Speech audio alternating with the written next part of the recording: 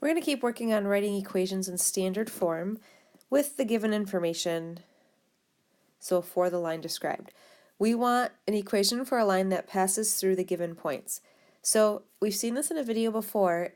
Anytime that you have to write an equation on a line and you are not given the slope, that's the first thing you need to find is the slope. So we're going to do our slope formula. Slope equals y2 minus y1, so negative 3 minus a negative 3 becomes plus 3, over x2 minus x1. Well, negative 3 plus 3 is 0, negative 3 minus 2 is 5, so remember, if a 0 shows up, that's one of our special lines. And 0 divided by negative 5 is 0, so this line has a slope of 0. What kind of lines have a slope of 0? Horizontal lines do. So let's just take a look at, just so we have a good visual. You have the point 2, negative 3 is right here. And then you have the point negative 3, negative 3, which is right here. And we said this was going to be a horizontal line. So a horizontal line, which axis is it crossing? You can see it's crossing right here at negative 3. So the equation for the line is going to be y equals negative 3. All of your special lines have just one variable in the equation. It's either x equals or y equals.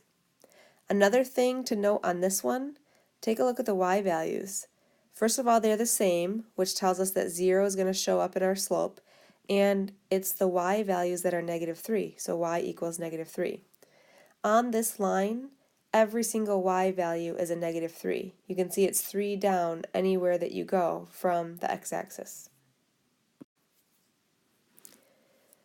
All right, let's write another equation in standard form of the line that is passing through the origin. So that's 0, 0 with no slope.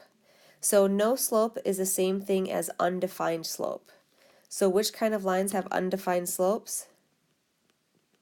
Vertical lines have undefined slopes. So again, let's just look at, this one's a little bit tricky, but let's look at, well, it's kind of tricky. What this looks like is it's at the origin, so 0, 0, but then it's a vertical line.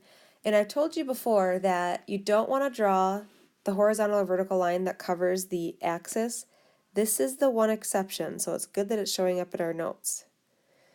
What we're going to have to remember on this one is that all vertical lines are x equals, and what does x equal everywhere on that line? 0.